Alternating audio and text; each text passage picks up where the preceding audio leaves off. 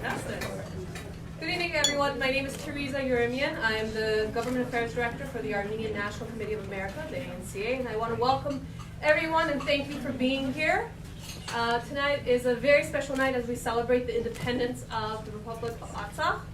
And I just want to note what a special occasion this is to be welcoming the Foreign Minister of Artsakh, Mr. Masis Mayilian. Just 2 weeks ago, I was in Artsakh for our joint event with the Foreign Ministry, the Pro-Artsakh event. And it was so rewarding to see 30 countries from around the world gathered, 150 representatives from 30 countries from around the world, including the United States, not only celebrating the independence of Artsakh, but also working together to see how we can bring peace to the region, how we're going to be working together to make sure that their independence is recognized, and that we work together to secure their borders. So thank you, Mr. Mayilian, for being here. First and foremost, I want to welcome all of you. I want to thank the Archbishop Akazian, for being here, and I want to welcome our first speaker, Congressman Judy True, who was just in Artsakh. Yes.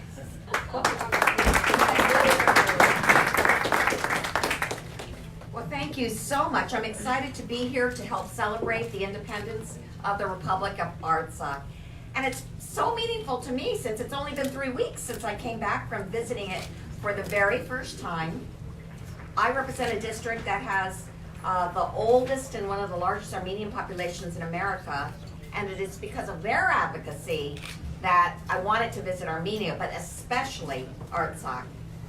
Now, I have to tell you that prior to my trip, my office was visited several times by the Consulate of Azerbaijan. They told me not to go, that it was too violent, that there would be dire consequences. I wanted to go anyway, but somehow I pictured it to be kind of a war-torn area. Imagine my shock when the opposite was true. And in fact, thank you, Mr. Foreign Minister, because you hosted me, the whole Parliament hosted me, and Congressmember Jackie Spear in such spectacular manner. And Artsakh was just so beautiful and charming with great food, and in fact, I'm drinking the Artsakh wine right now. The people were so friendly, and it reminded me of the countryside in the south of France.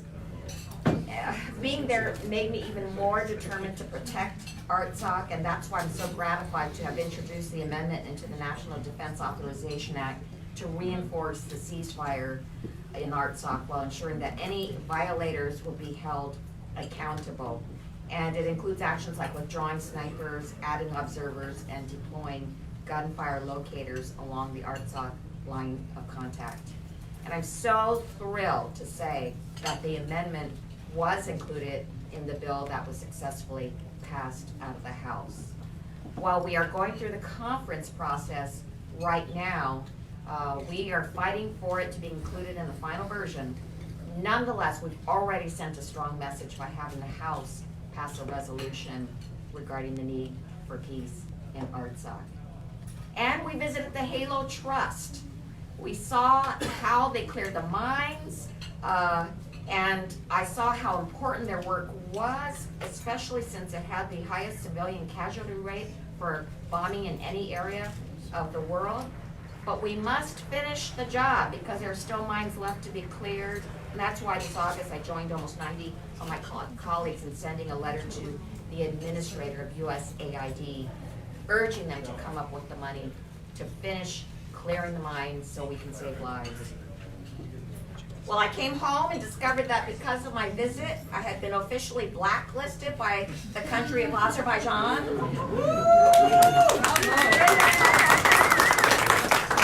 So I consider myself to have a very distinctive badge of honor. But let me say what a great moment in history this is. I never imagined that what happened yesterday would have happened after so many years, so many decades of trying to get a resolution passed out of the U.S. Congress, finally acknowledging the Armenian Genocide. Finally, we are putting the U.S. on the right side of history, and thanks to this vote, we can ensure that the world doesn't forget either. So thank you all. Thank you for all your persistence over the many of years trying to make sure that justice is done for the people of Armenia and Artsakh. Thank you. Thank you.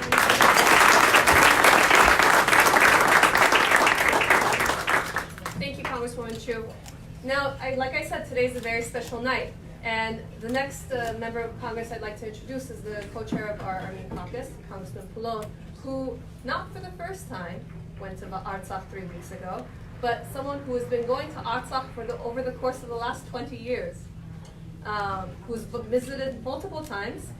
And if I overheard correctly, I believe today is your birthday. That's correct.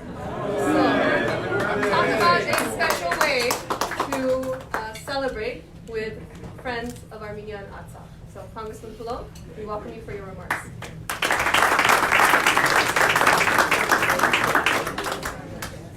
I wanted to say that earlier today, the first member of Congress who congratulated me on my birthday was Elliot Engel.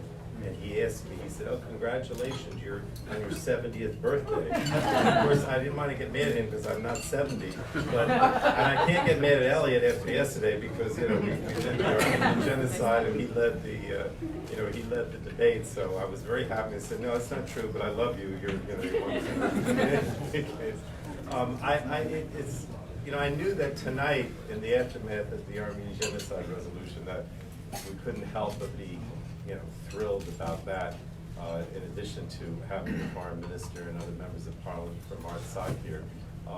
And I just have to say, because Jackie's here and Judy, and I'm sure there will be others, that when we were in Armenia and Artsakh, of course we went to the Genocide Memorial, and we talked about the genocide, but our focus was primarily on Armenia and the Republic of Armenia and Artsakh.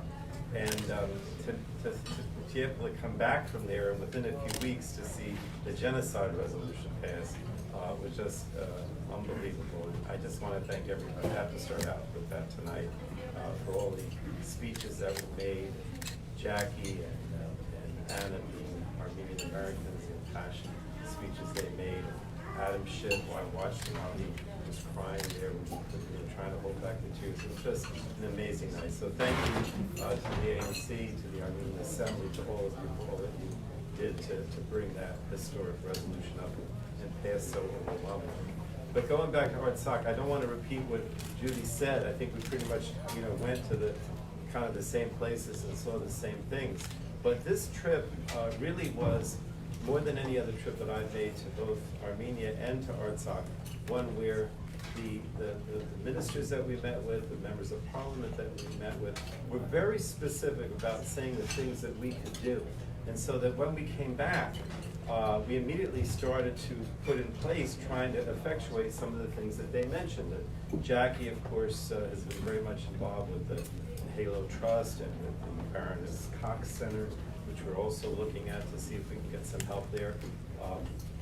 But everything that happened, the places we went to in particular, we're going to follow up. There's a lot that we can do in the Armenian caucus. We're going to work very hard to accomplish those things.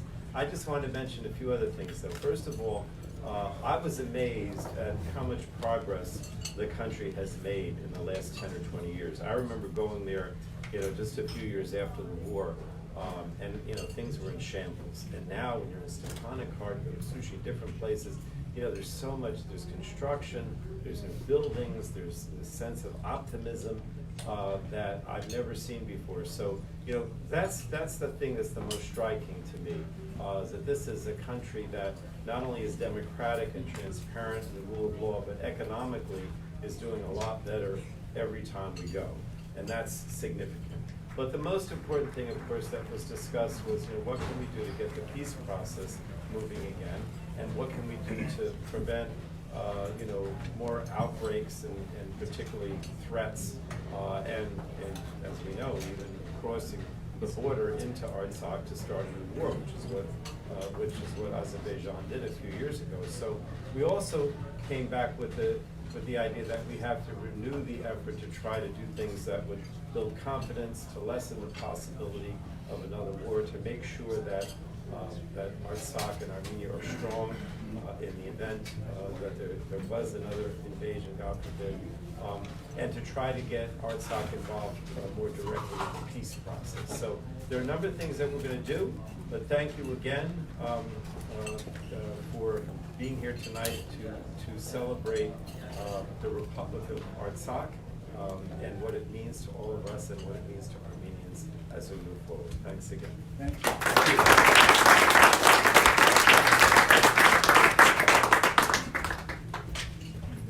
Good evening again. I'm Masis Mayilian, Congressional Relations Director from the Armenian Assembly of America, and I'd like to welcome all of you here again today.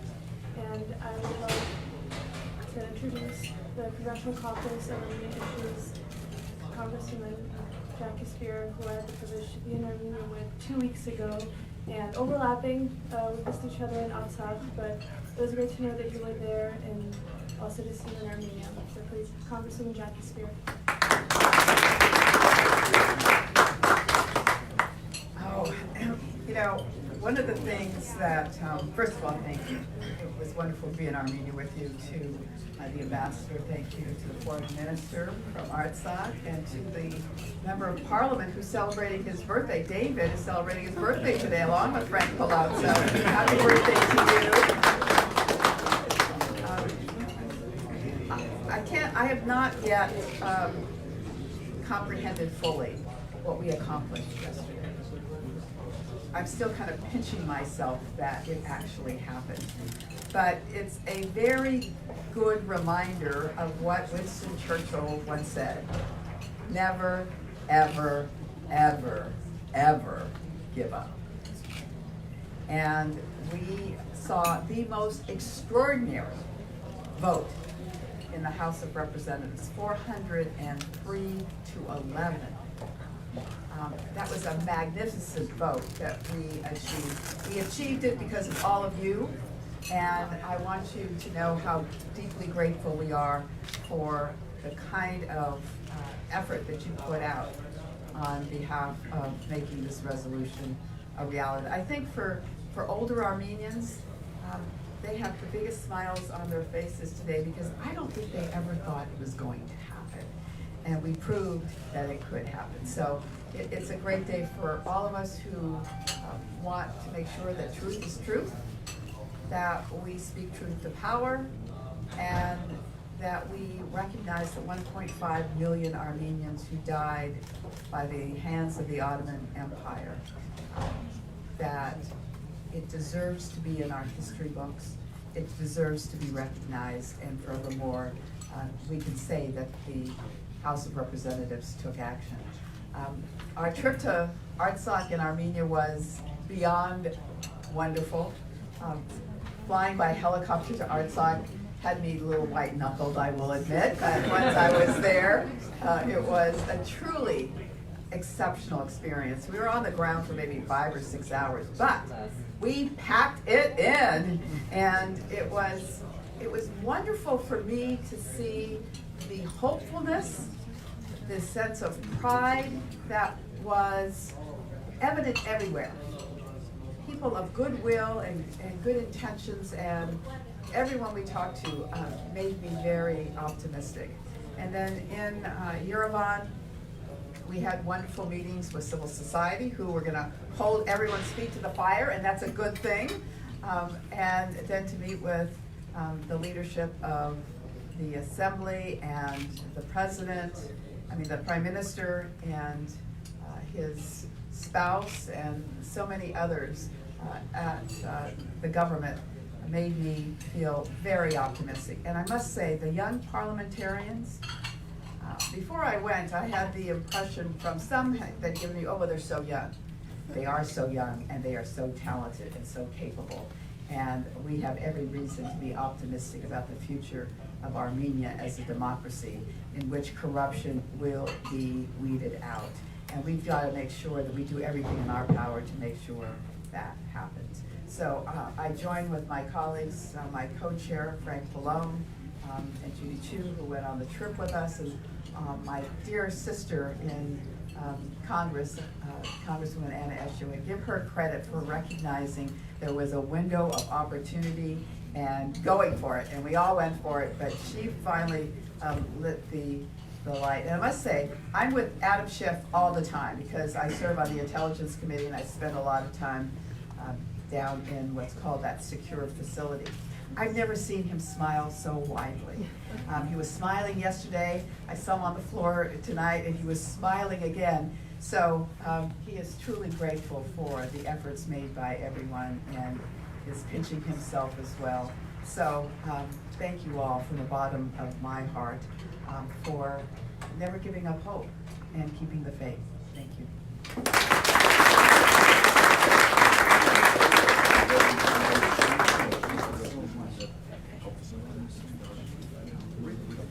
Thank you, Congresswoman Chu.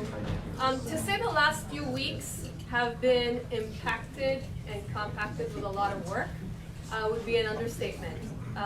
2 to 3 weeks ago, we were all in Artsakh and in Armenia, whether it was for the congressional MICA trip, where we welcomed Congresswomen Chu and Spear and Polon to Artsakh and Armenia, to coming right back and finding out we're in votes on the House floor nonetheless. It's been a team effort and it's been a long, arduous effort. And last night, it was amazing to see from the gallery, watching the vote pass at 4:05, and watching Congresswomen Spear and Eshu have a hug in the middle of the floor. And it was a beautiful moment to see our 2 Armenian American Congresswomen take that moment to celebrate. And as Congresswoman Spear just said, the smile on Congressman Schiff's face when he took his vote, and I was watching from the gallery specifically, you can't compare it. And then Congressman Polon and Speaker Pelosi waving at us from the gallery, from the floor to the gallery, and Congresswomen Eshu and Shalala joining us in the gallery. Yesterday was an epic day.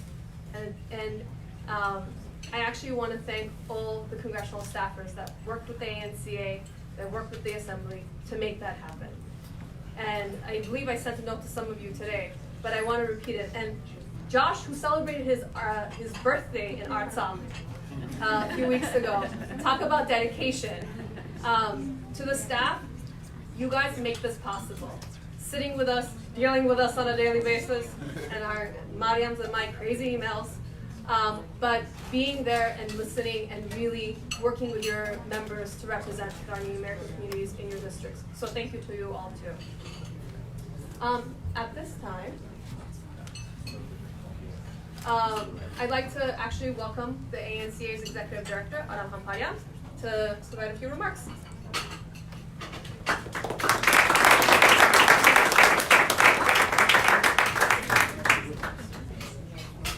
Thank you very much. There's not much really that I could add to what's been said before, and I think what's already in each of your hearts. It's been to welcome the Foreign Minister of Artsakh here is always holds great meaning for all Armenian Americans. It's like the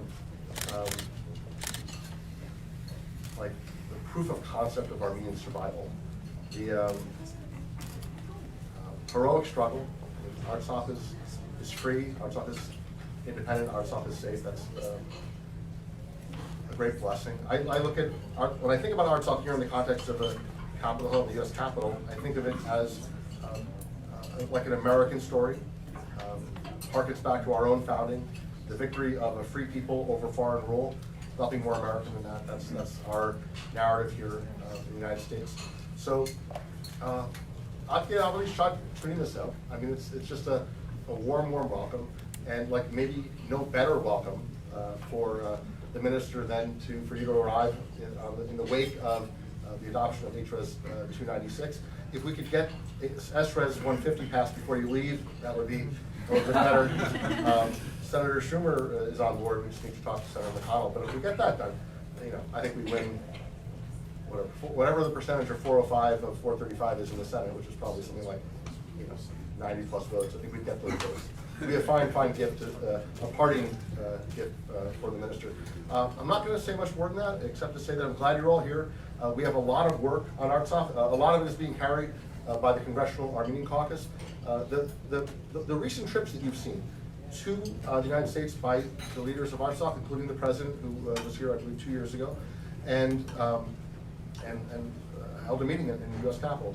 The visits that you've seen to Washington and the visits that you've seen from Washington, they are, the context is HRES 190, which was introduced by Congressman Blown, the co-chair of the caucus, which basically says that there are these restrictions. They're a bit outdated, they're a bit obsolete, they kind of make no sense. But where in the old days, not very long ago, members of Congress who would travel to Artsakh would hear all sorts of terrible warnings. I think they've mellowed a bit. The State Department has mellowed a bit, and that's a good thing.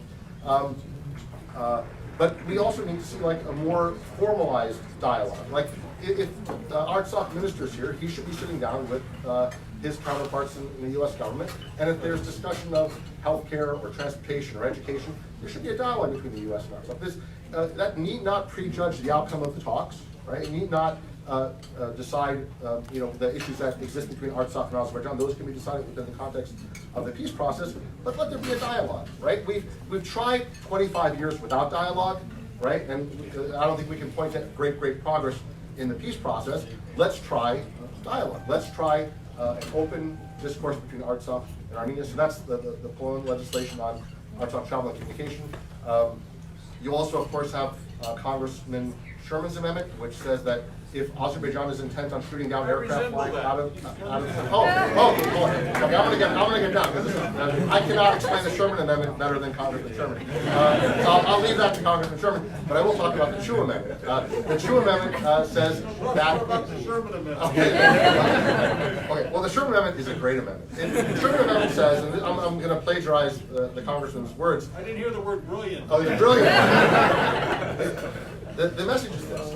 Azerbaijan is threatened to shoot down aircraft, fixed-wing aircraft flying out of Stepanakert Airport. That in itself is horrific, right? It's horrific for Azerbaijan, it's horrific for Azerbaijan. What makes it horrific for us as Americans is the prospect that American arms might be involved in that attack. And the Sherman Amendment says, we don't want you to do that. You should not do that. But God forbid you do, it should not be with an American weapon. It should not, a single US dollar should not fund that. So that's the Sherman Amendment, very powerful amendment. The Chu Amendment says, there are these attacks from time to time on the border, on the line of contact, primarily between Artsakh and Azerbaijan, but also between Azerbaijan and Armenia. And every time there's an attack, the State Department's reflexive response is something like, well, both of you cut it out. Sort of like how I talk to my kids, right? Both of you cut it out. We call on all parties to respect the ceasefire and refrain from violent actions. When we are certain that it's Azerbaijan that's starting the attacks. They don't like the status quo. They're the disruptive force. They want to rock the boat. It's our conclusion, at least I'll speak for myself, I believe Azerbaijan is starting those attacks, but it's not fair to expect the State Department to confirm my suspicions. So what Congresswoman Chu offered is the Royce Engel plan, which says, okay, don't believe me. Don't believe Azerbaijan. Don't believe Artsakh. Don't believe Armenia. Believe the science. Install gunfire locators on the line of contact. Let the OSCE monitor those. And let the facts speak. And when a shot is fired, the OSCE can say it came from here, it came from there, and they can make the assign accountability. Chairman Royce, before he retired from Congress, said, absent peace, and he was joined actually by Chairman Engel on this exact point during the hearing. He said, absent accountability, there can be no peace. So that's the Chu Amendment. There's also the Cox Amendment by Congressman T.J. Cox, and with this I'll wrap up, which says that I think we saw the Halo Trust here. They're doing the God's work. Asfazi Korziganen, Artsakh. You mentioned they're clearing minefields. They're dealing with unexploded ordnance, and there's much work to be done on the ground. Many lives to be saved, and unfortunately, USAID, for reasons that surpass understanding, has decided to save the American taxpayer a couple $1 million at the expense of mines in the ground in Artsakh. Probably better places they could save that money than on this very worthwhile effort. Having dealt with USAID's messaging on that, 89 US representatives, led by the Armenian caucus, within a week, during a congressional recess, joined by 22 US senators, wrote to the head of USAID and said, that's not right. You need to make sure that the funds exist and the funds are available to continue the life-saving work in Artsakh. So what I promised would be a very short remarks turned out not to be very short, and I do apologize for that. But let me say this, that there's a lot of work being done. It's at the level of detail, it's at the level of lives, it's at the level of peace, it's about dialogue between Artsakh and America, it's about demining, it's about preventing violence and holding those who commit violence accountable. So there's a lot of work to be done. It's being carried by the Armenian caucus, it's being supported by our community. So with that, I will end my not very brief remarks. Thank you.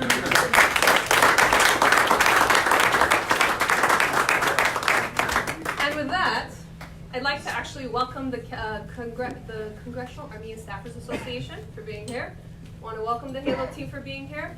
And I'd like to take the privilege to introduce the brilliance, that is, Congressman Brad Sherman, the ANCA Western Region's 2016 Advocate for Justice Award recipient, and he lives up to that title every single day through every single amendment and resolution that he helps introduce, pass, and advocate for. Congressman Sherman.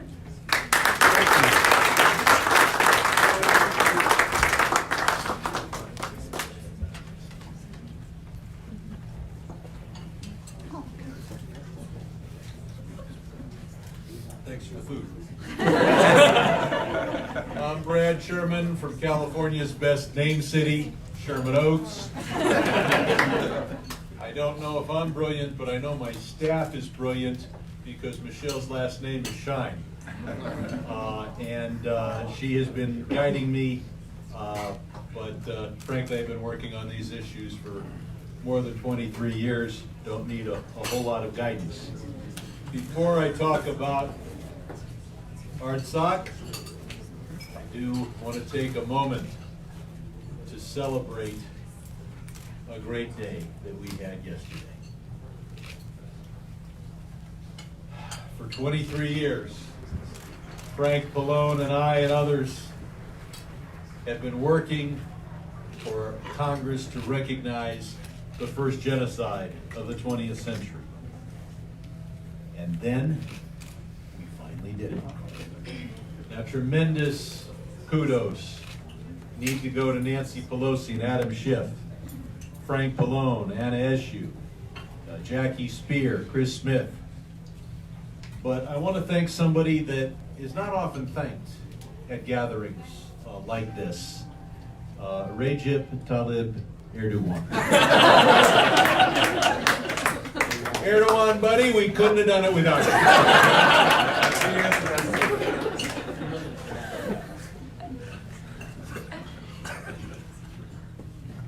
Turkish forces racketed American bases with artillery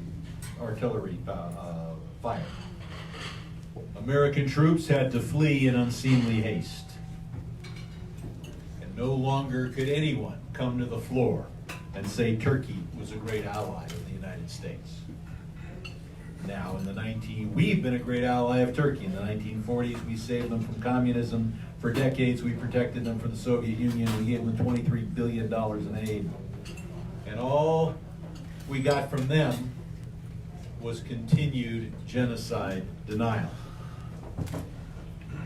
We are no longer co-conspirators in the crime of genocide denial. Genocide denial is wrong because it is the last act of the genocide. First you obliterate a people, then you seek to obliterate their memory, and finally you seek to obliterate the memory of the obliteration. And second, because any genocide is the first step, genocide denial is the first step in the next genocide. I don't have to tell anyone here that Hitler was able to convince those around him that they could get away with it by saying, "Who today speaks of the annihilation of the Armenians?" So now a stain on the honor of America has been lifted, and we have joined France, Belgium, Canada, Germany, Italy, Greece, Argentina, etc. in recognizing the genocide. And it's important that we do it now, every year, on April 24th. And I look forward to either the Congress or the executive branch doing that. And I have something for the minister, if you'll come forward.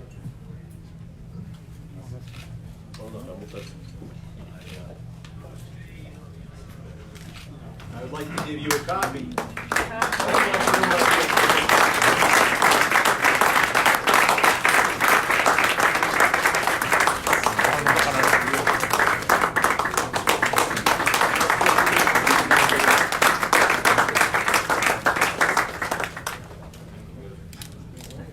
I do want to to address issues involving Artsakh, since we have the foreign minister of Artsakh right here, and we're celebrating the independence of Artsakh. I was for Artsakh before the Artsakh was Artsakh. I came to Congress in 1997 and immediately was able to get language through the Foreign Affairs Committee to say that we should provide aid to the people of Nagorno Karabakh.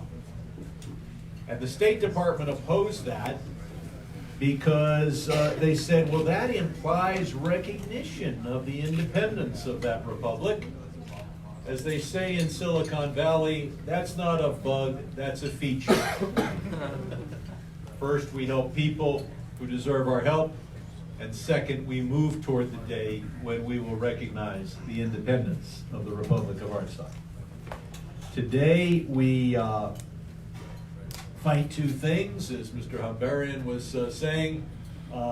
We have language in the big defense bill to say we cannot provide munitions to Ashby. We shouldn't provide any munitions. I mean, what a bad idea. But certainly we should provide nothing unless the president can certify that it cannot be used to shoot down civilian aircraft. Who could believe that in 2019 any country would dare go on record and say they're going to deliberately shoot down a civilian aircraft? Azerbaijan. Only Azerbaijan. And second, I know there are some people here from the Halo Trust, and we have to continue to fund the efforts to remove landmines from civilian areas of Artsakh. So I look forward to making sure that that effort, which has been so successful, continues. I could go on, but you've got other outstanding speakers, including Chairman Pallone. So thank you very much. Please, if you want to keep in touch, make sure Michelle has your email address or card, and I'm Brad Sherman.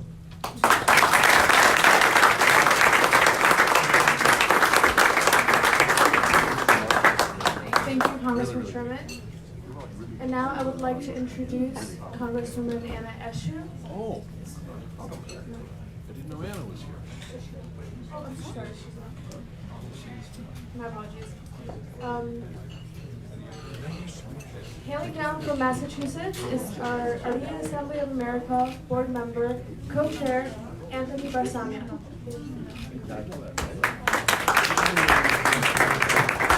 Okay, so I came down from Boston just tonight. Why? First, for two reasons. Congressman, first I want to thank all the congressmen and women who are here tonight, but also I was on the Hill today to thank the leadership. I'd like to thank all the staffers for all your hard work yesterday. While we were working the phones, you were doing your job down here. I'd like to thank the ANC and the Armenian Assembly staff. I know how hard you've worked. And to the embassy for great leadership to get this done. I mean, this is 25 years. I was probably there 25 years ago, but it was a tough fight then. This is a much different fight now. The dialogue has changed. ADL, AJC, other organizations have, we've been in touch with, are all on board. This is a much different time with the genocide resolution. I think we're going to move forward in the Senate as well. It's great. I heard many of you say you've been to Armenia recently. I was there a week ago. I came back. I was there last Wednesday, so a week from today. I was there with the last congressional delegation when Tulsi Gabbard and Congressman, you were there as well. We flew in together. And I talked to Tulsi yesterday, who couldn't be at the floor vote, but she wanted me to express her wishes to all of you. When I was in Artsakh a week ago, Brian Arduni called me and said, we're going to drop the resolution. So I had dinner that night with young Artsakh leaders. So at that dinner, I told a quick story. I'm going to be very brief. You heard from Aram all the details of the bill. My biggest concern is money going to Azerbaijan for defense. Because if Armenia doesn't get, or Artsakh does not get those same funds, the parity gets broken, and we're in a real dangerous situation. I worked on border security like you have no idea. OSCE was monitoring while I was there last week, and I was with the troops in the barracks. We talked about it. But I told the story that when we were going to drop the resolution, I get around. As chairman of the Armenian Assembly, I tend to get around.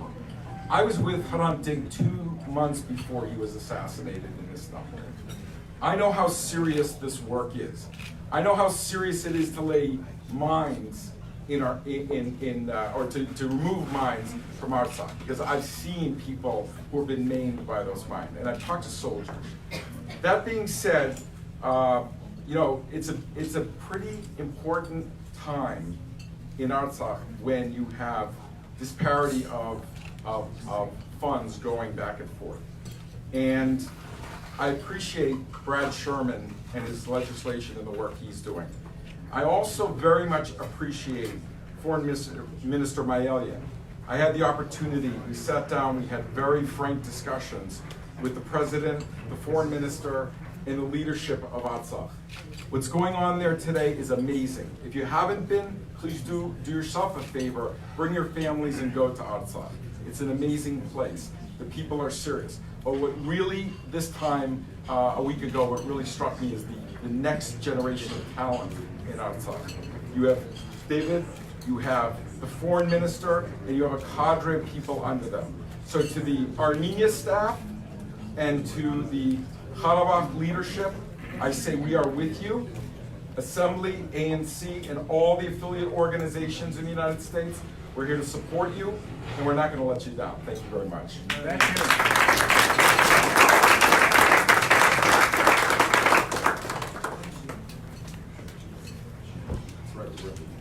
Thank you, Anthony. Now I'd like to introduce, I see someone walking in. Oh.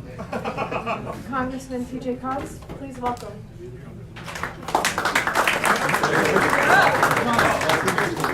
Quick here. Very nice. Thank you so much.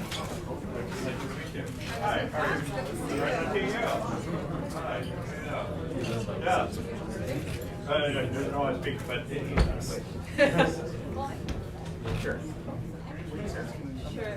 So, from the land of William Saroyan comes Congressman T.J. Cox, a freshman member who took to the floors very quickly to fight for Artsakh very early on. When USA wanted to cut funding to the Halo Trust, to the demining projects, and I see the executive director of the Halo Trust here, Chris, welcome. Thank you for being here. Thank you for all the God-given work that you do and in Artsakh. Every single member of Congress that we've taken or we've been with in Artsakh, we've made sure to take to the Halo Center to see the work that you've done. And I actually went to one of your fields and got to see that firsthand too. Thank you to Amasya, one of our ANCA Public Apostolic and Capital Gateway Fellows, who works with the Halo Trust and every single day does something to rescue someone's life, whether directly or indirectly. Congressman T.J. Cox, you brought that opportunity and you're helping keep that alive. Congressman Brad Sherman introduced this 20 years ago, and now you're keeping it alive and welcome. And we welcome that you're here, that you're working with the ANCA and other organizations, the Assembly, to make sure that this remains as a forefront of the conversation in Congress. So thank you. thank you so much. No, thank you so much. And in fact, if you've ever come to our office, Longworth 1728, please come in and you'll see a very nice framed picture of us speaking about this legislation, because it is so very important to us. Right there when you walk into the room. And Along with Lucy. sorry? Along with Lucy. Along with Lucy, and many may know, one of our key staffers in our office, one of our very first hires, Lucy Bakajian. And so, we were very, and also a medalist at the recent Armenian swim games as well. But many may know that it was a number of years ago, and really too long ago, I think 2005, 2006, I had such a meaningful trip to Armenia with Habitat for Humanity. We're doing, really building homes for some of the people that were still suffering from the consequences of the earthquake a number of years ago. You know, the people that were living in domes, and really trying to do something for them. Coming from Fresno, where we have such a large number of Armenians there. Armenian culture is something that's intertwined with everything that we do each day. Mr. Grant, I think you may know that one of his very close relations is a very, very close friend of ours in our families. And so once again, it's an honor to be here and to continue the work I do with Congressman Sherman and so many others that are part of the Armenian caucus. And once again, please come by the office. We're here to work for you. Thanks so much.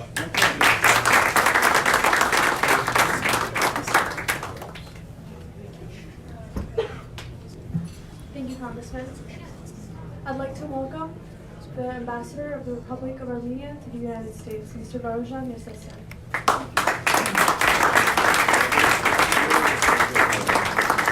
Thank you very much, Yerimyan, Archbishop Tereza, Congressman Colon, Congressman Collins, all the, can you listen? Ladies and gentlemen, such a beautiful evening. Minister Mayilian, welcome here to Washington, to Capitol Hill. Such a great evening tonight. I want to welcome Minister Mayilian here in Washington. And it's very important that the representative of Artsakh, or Minister of Artsakh, travels all the way from Stepanakert to Washington to present his perspective here in Washington on so many important issues. We are lucky to have Artsakh these days developing and prospering, irrespective of all of the difficulties that Azerbaijan imposes on Artsakh, of the blockade, of the attempts to isolate Artsakh. But Artsakh today is free, is independent de facto, and has a great future.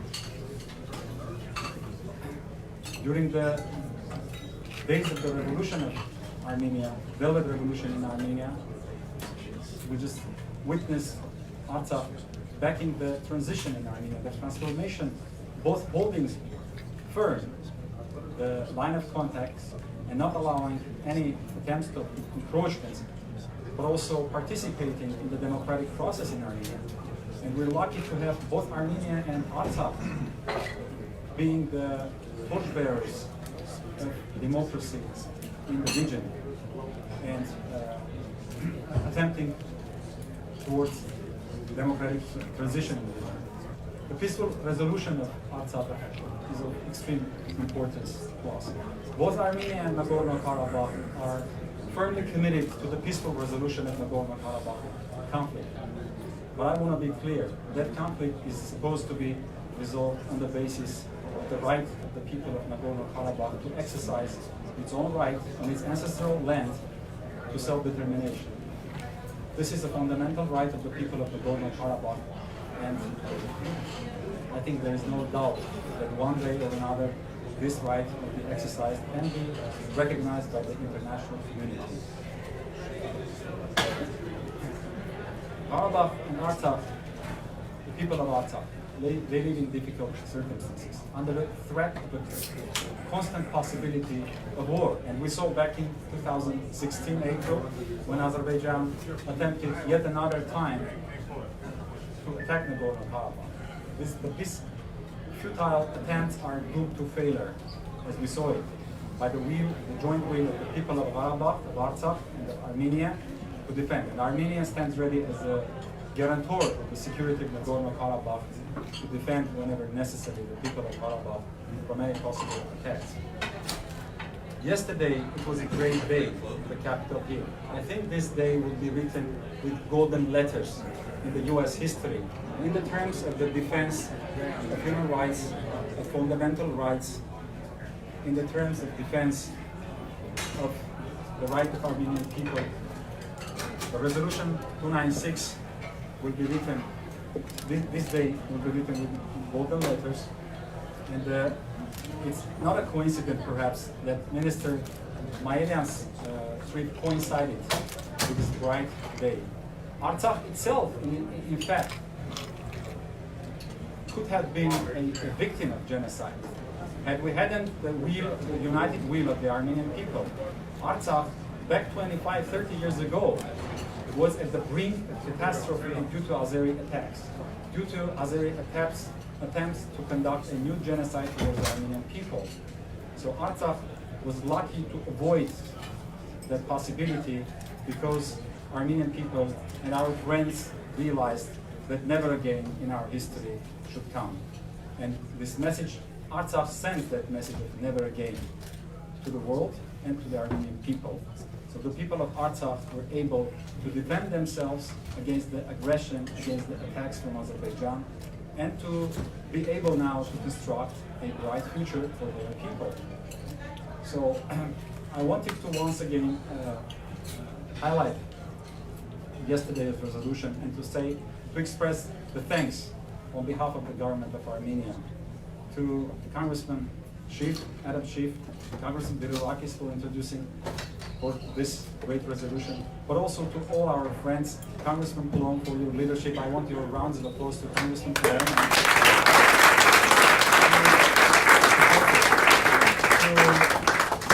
To wonderful Congresswomen Judy Chu, to Congresswoman Anna Eshu, to Congressman Jackie Spear, our admiration towards their leadership, towards their inspiration, towards defending the human rights here on the Capitol Hill, and for defending Armenian people's rights here on the Capitol Hill. This has been a great day, and thank you very, very much. And once again, welcome, Mr. Foreign Minister. And I wanted also to thank Congressman Poulon and Congressman Jackie Spear and Congressman Judy Chu for their trip to Artsakh.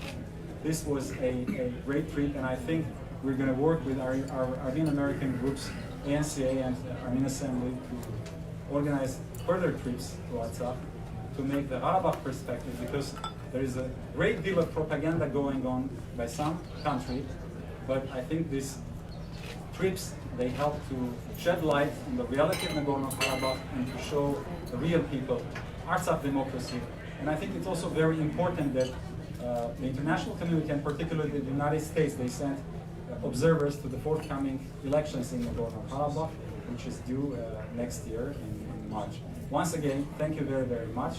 And Mr. Minister, welcome to Washington.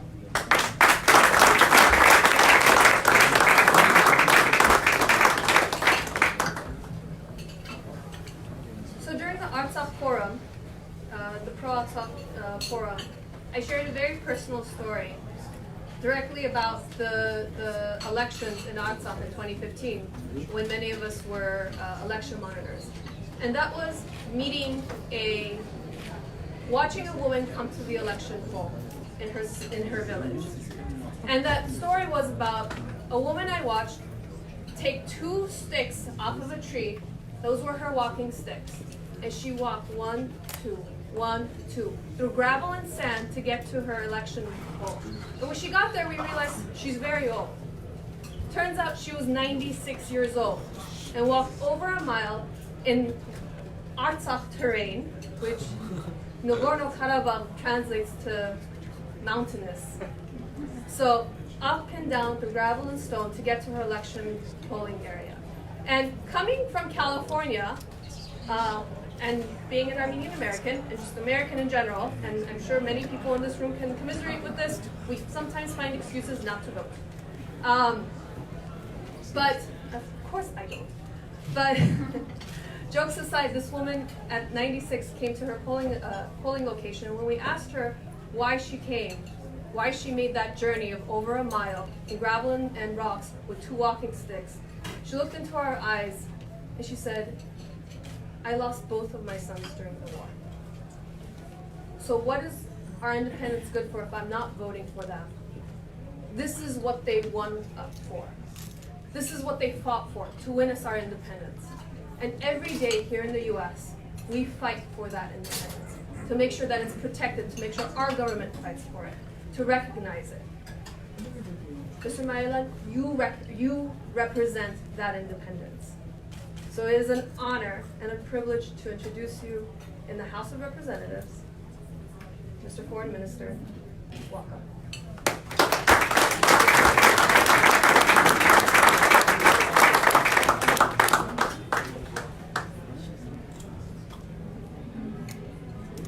Senior Eminence, Your Excellency Ambassador Narcisian, dear members of Congress, ladies and gentlemen, Sirili, High United States. I'm glad to see you all on this historic moment. Yesterday we all witnessed the power of American democracy. My sincere gratitude and congratulations to you all, members who supported the resolution, ANCA, Armenian Assembly, all our compatriots and supporters. Recognition of the Armenian Genocide is extremely important for security of Artsakh and the entire region. We gathered also together to celebrate freedom and democracy of the Republic of Artsakh. I want to thank all organizers of this event, co-chairs and members of Armenian Caucus, Armenian Embassy, our grassroots organizations and our office in the United States for all their joint efforts. Events like this in the United States Congress have already become a good tradition and important occasion to reiterate American legislature's support for the people of Artsakh in their continued struggle for peace, security, dignity, and economic prosperity. We in Artsakh feel and appreciate your support. 28 years ago, in September 1991, legislature of Artsakh resolved to proclaim the Republic and start independent state building, thus beginning a new era in the history of Artsakh. It was our response to more than 70 previous years to struggle of the people of Artsakh for the right to life and peaceful development on the land of our ancestors. When the modern state of the national liberation movement of the people of Artsakh began in 1988, you could imagine how faithful it would become.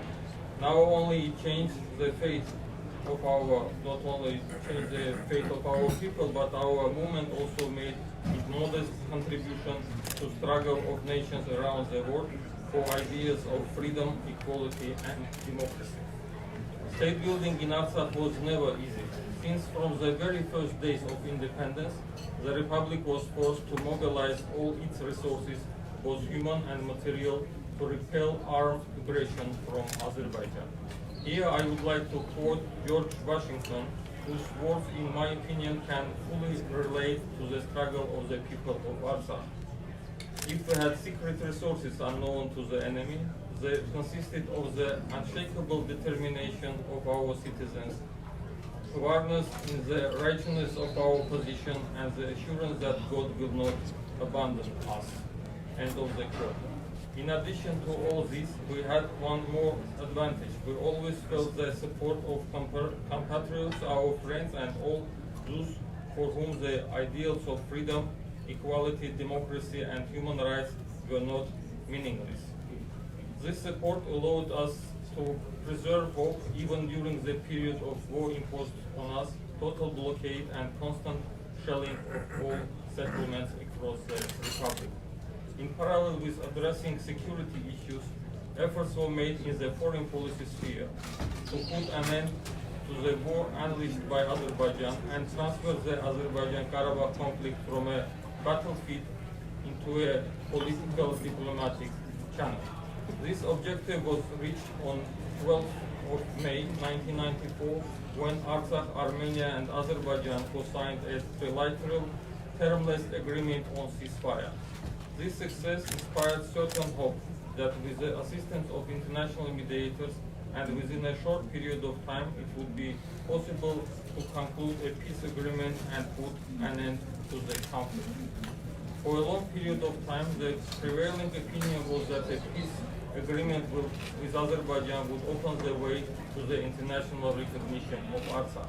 However, from the very beginning, the peace process faced a serious obstacle: the unwillingness of Azerbaijan to abandon its logic of confrontation.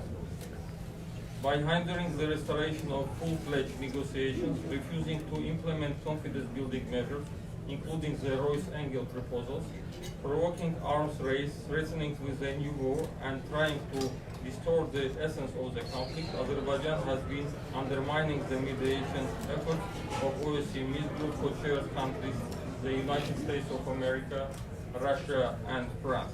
Moreover, declaring Armenians of the whole world as the number one enemy of Azerbaijan, implementing a policy aimed to the complete isolation of Armenia and Artsakh, more us further away from the possibility to reaching a final settlement of the conflict through negotiations. In this situation, we reviewed many of our previous approaches and redoubled efforts towards international recognition of the Republic of Artsakh. The strengthening of Artsakh statehood and certain global trends related to the realization of the right of people to self-determination as the most optimal way to resolve conflicts have opened up new opportunities and prospects in achieving our goals. This first positive step in this direction were recorded in 2012 when the House of Representatives of the U.S. states of Rhode Island and Massachusetts adopted resolutions in support of sovereign Republic of Artsakh. Our efforts for the international recognition of Artsakh are actively supported by diaspora organizations, political parties, and numerous friends of Artsakh in different countries. As a result, resolutions in support of the freedom and independence of Artsakh were adopted so far by legislative bodies of 9 U.S. states, the Australian state of New South Wales, and the Basque Country. Similar resolutions were also adopted by one Australian and 4 American cities. In addition, efforts are being made to expand and deepen Artsakh international relations through decentralized cooperation involving communities and regions of Artsakh. In the recent years, cities in Artsakh have established friendly relations with dozens of cities in the United States, France, Basque Country, Brazil, Lebanon, and Australia. We managed to give a new impetus and a new substance to parliamentary diplomacy. Groups of circles of friendship with Artsakh were established in Canada, Uruguay, the European Parliament, France, Belgium, Lithuania, and Australia. 2 weeks ago, hundreds of delegates from 30 democracies gathered in Artsakh capital of Stepanakert to attend the first ever International Forum of Friends of Artsakh, Cooperation for Justice and Peace. And Foreign Minister of Artsakh and Armenian Revolutionary Federation were the organizers of such important event. Ladies and gentlemen, today, close to the 30 years after Artsakh gained independence and 25 years of ceasefire, our republic continues to face challenges that are of existential importance for us. One of the most serious threats remains the destructive position of Azerbaijan in settlement issues. Official Baku continues to neglect the international law, reject mechanisms for ensuring regional security, refuses to respect fundamental rights of the people of Artsakh, including the right to exist, spares no effort to isolate Artsakh. One of the most vivid examples is the threat to shoot down any civilian airplanes that will attempt to fly to Stepanakert. It is our hope that the recent motion by Congressman Sherman will raise the proper attention to this unacceptable approach by Azerbaijan government and help our people to enjoy their universal right for freedom of movement. In this regard, I want to express my gratitude to all our supporters in United States Congress for their initiatives aimed at strengthening stability and peace in the South Caucasus. We highly appreciate the humanitarian assistance the people and authorities of the United States have been providing to help Artsakh overcome from the destruction and crisis caused by Azerbaijan's aggression in 1991 and 2016. Artsakh grateful also for mediation efforts by the United States government as a co-chair of the OSCE Minsk Group. A few weeks ago, we had the pleasure of welcoming in Artsakh the American co-chair, Mr. Schofer, our long-term friends and supporters, Congressman Pallone, Congresswoman Spear, and Congresswoman Chu, and members of their staff, as well as members of various U.S. state legislatures. It is our hope that we will continue to see such important visits, which helps us broaden bilateral cooperation and protect our common interest of a peaceful and predictable South Caucasus. Ladies and gentlemen, in 1991, the creation of the state was the most optimal way to ensure the survival of the Armenian population of Artsakh in conditions of official Baku's refusal of dialogue and his ongoing attempts to resolve the conflict by the courts. Today, the international recognition of Artsakh independence is the most appropriate response to the threat that comes from Azerbaijan. I would like to emphasize that recognition of the Republic of Artsakh does not undermine efforts of international mediators aimed to the peaceful resolution of the Armenian Karabakh conflict and is fully consistent with the logic of peace process. As stated repeatedly by international mediators, the final status of Artsakh must be determined by its population. We believe the international recognition of Artsakh will ensure the irreversibility of the peace process and will become an incentive for final resolution of the conflict through negotiations. Furthermore, with its responsible and predictable policy aimed to establish a final and lasting peace in the South Caucasus, Artsakh has demonstrated that it plays an important role in the regional security architecture.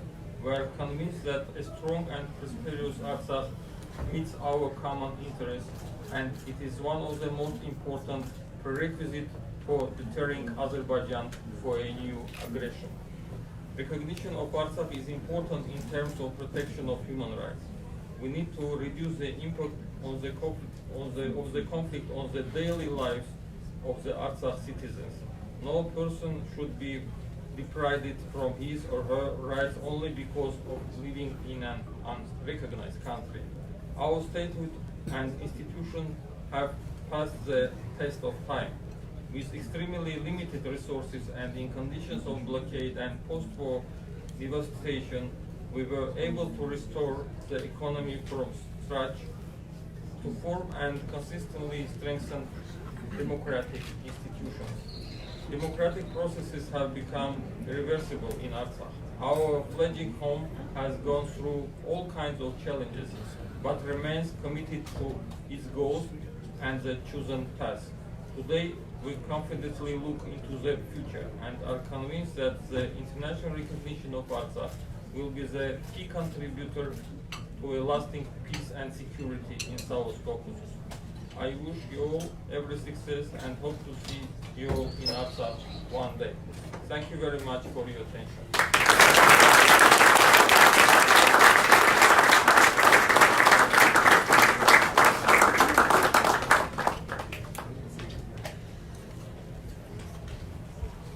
Thank you so much, Prime Minister. And now I know that you've been waiting for quite some time, and I don't want to be the one standing between you and the food, so I just want to give a couple of remarks before we close up. I'd like to thank the Congressional Caucus on Armenian Issues leadership, Congressman Toulon, for helping host this event, as well as the Armenian National Committee of America with the Armenian Assembly of America, and also welcoming the staff of the Republic of Armenia embassy here, as well as the ANCA representative Robert Avegisa. And thank you so much for being here. Thank you for supporting. And once again, happy Artsakh Day. Thank you guys.